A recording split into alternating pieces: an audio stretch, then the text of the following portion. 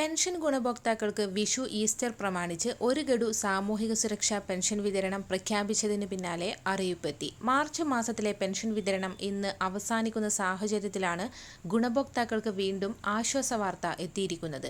പുതിയ സാമ്പത്തിക വർഷം മുതൽ ഗുണഭോക്താക്കൾക്ക് കൂടുതൽ ആനുകൂല്യങ്ങൾ പ്രഖ്യാപിച്ചു. വിധവ, വാർദ്ധക്യ, ഭിന്നശേഷി പെൻഷനുകളിലായി 8 ലക്ഷത്തോളം വരുന്ന NSIP പെൻഷൻ ഗുണഭോക്താക്കൾക്കും തുക എത്തിച്ചേരും.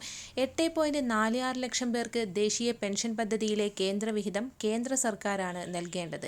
ഇതിനാവശ്യമായ തുക സംസ്ഥാനം മുൻകൂർ അടിസ്ഥാനത്തിൽ അനുവദിച്ചിട്ടുണ്ടെന്നും ഈ വിഹിതം കേന്ദ്ര സർക്കാരിന്റെ PFMS സംവിധാനം വഴി ഗുണഭോക്താക്കളുടെ ബാങ്ക് അക്കൗണ്ടുകളിൽ എത്തിക്കുമെന്നും മന്ത്രി അറിയിച്ചു. ഏതാനും മണിക്കൂറുകൾക്ക് മുൻപാണ് ക്ഷേമ പെൻഷൻ ഗുണഭോക്താക്കൾക്ക് വിഷു കൈനീട്ടമായി 1600 രൂപ വീതം അനുവദിച്ചതായി ധനമന്ത്രി KN ബാലഗോപാൽ വാർത്താ സമ്മേളനത്തിൽ അറിയിച്ചത്.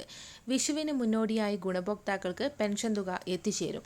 സാമൂഹിക സുരക്ഷാ ക്ഷേമനിധി പെൻഷൻ ഗുണഭോക്താക്കൾക്ക് ഏപ്രിൽ മാസത്തിലെ പെൻഷനാണ് വിഷുവിന് മുൻപ് വിതരണം ചെയ്യുന്നത്. ഇതിനായി 820 കോടി രൂപ അനുവദിച്ചതായി ധനമന്ത്രി KN ബാലഗോപാൽ അറിയിച്ചു. 62 ലക്ഷത്തോളം പേർക്കാണ് 1600 രൂപ വീതം ലഭിക്കുന്നത്. തിങ്കളാഴ്ച മുതൽ ഗുണഭോക്താക്കൾക്ക് പെൻഷൻ ലഭിച്ചു തുടങ്ങും.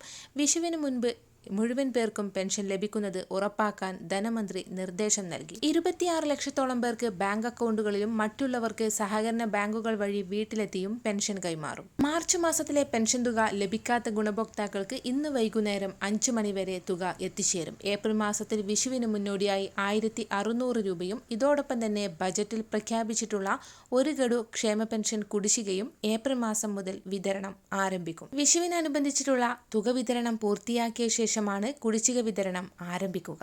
എല്ലാവിധ സർക്കാർ അറിയിപ്പുകളും നിങ്ങളിലേക്ക് എത്താൻ ഈ ചാനൽ സബ്സ്ക്രൈബ് ചെയ്യുക.